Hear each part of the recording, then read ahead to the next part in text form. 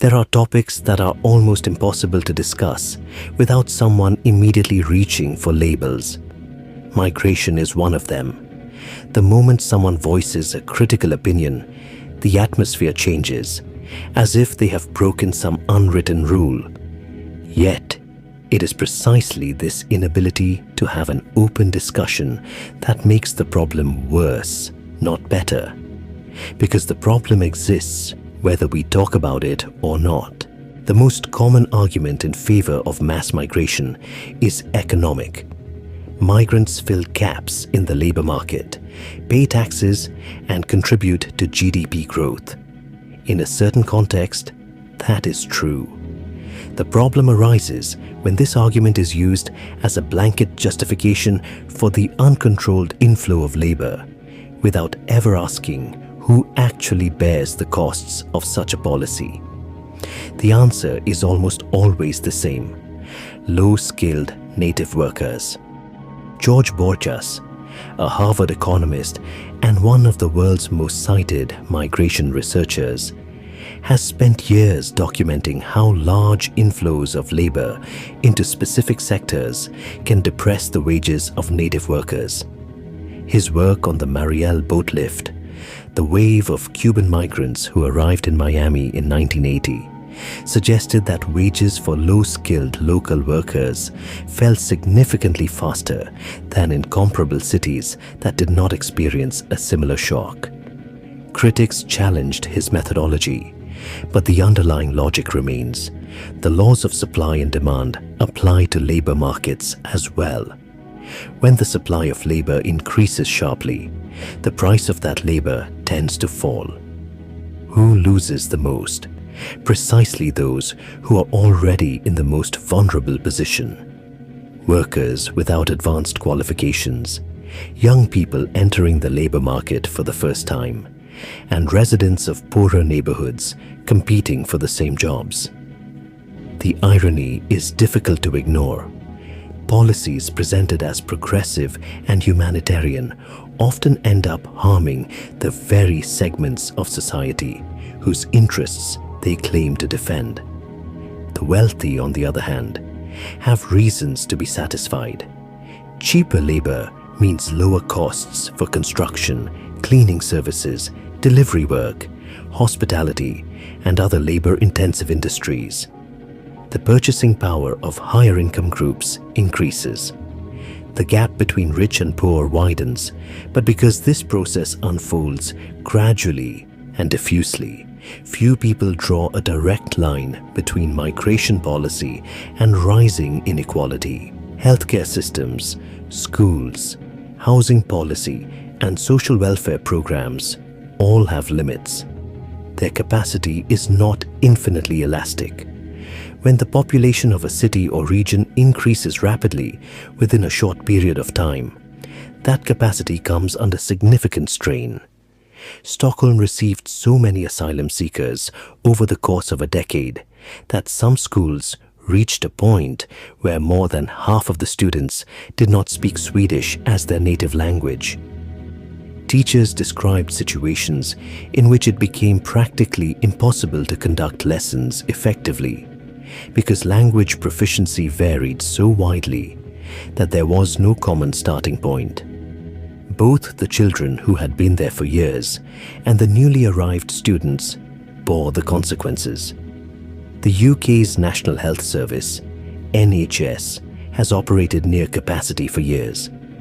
Anyone discussing this issue honestly must acknowledge that the NHS's challenges have many causes, ranging from chronic underfunding to bureaucratic inefficiencies.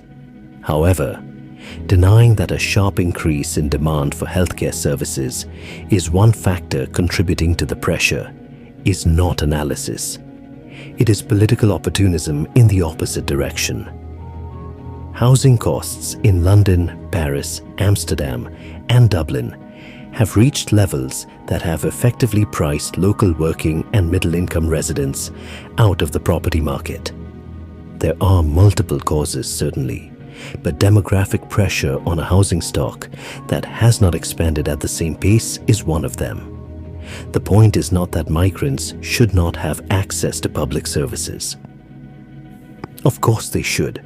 The point is that public policies that allow large-scale, uncontrolled arrivals without parallel and substantial investment in infrastructure are fundamentally unfair to everyone, to local residents who face longer waits and greater competition for resources, but also to migrants themselves who end up relying on overstretched services and living in dehumanizing conditions. Perhaps the most interesting and the least discussed aspect of mass migration in public discourse is its impact on social cohesion and interpersonal trust.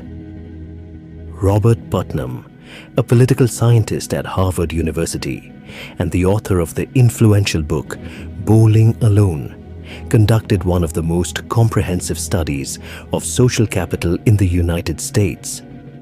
Putnam is politically liberal and a supporter of diversity, and by his own account, the findings surprised him. The study found that higher levels of ethnic and cultural diversity within a community were, in the short term, associated with lower levels of interpersonal trust, not only toward others, but also within one's own group. In short, in more diverse communities, people tend to withdraw more, participate less in civic life, and place less trust in institutions and their neighbors. Putnam reportedly hesitated to publish these findings for years out of concern that they could be misused. He ultimately did publish them, emphasizing that the long-term effects of diversity can be positive. However, the short and medium-term transition period may be exceptionally challenging for a community. When migration exceeds a society's capacity for integration, parallel societies can emerge. Communities in which people live separately, speak different languages, send their children to different schools, and develop distinct economic networks. This is not a theoretical scare story.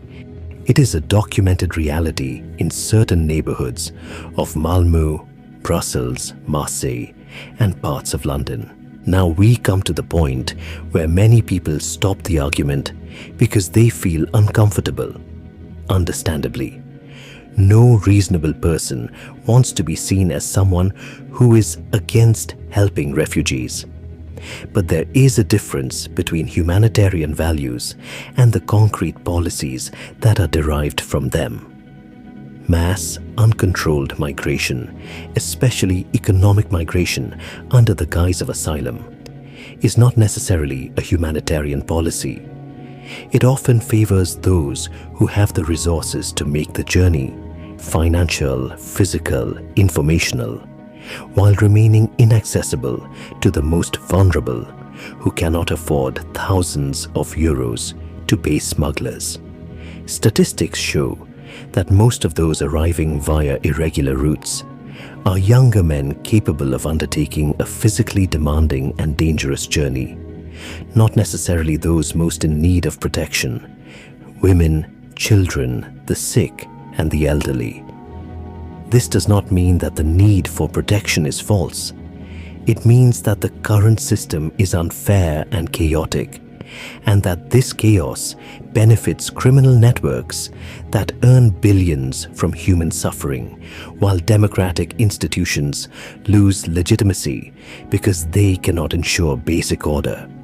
The question we rarely ask ourselves is this: would a system of clearly regulated, legal, and managed migration, one that includes fast procedures for genuine refugees and clear rules for economic migrants, be more humane or less humane than the current chaos? Almost certainly more humane. But it requires the courage to say, there are criteria, and in certain circles, that is considered unacceptable. And so in the end, I want to tell you, Europeans, you are not angry enough. You are not angry enough about the fact that they are taking your homes, your jobs, that your religion is dying, that there is increasing demonization, and that there are people who cannot and do not want to fit into our way of life, and that your children are no longer safe. Do something about it.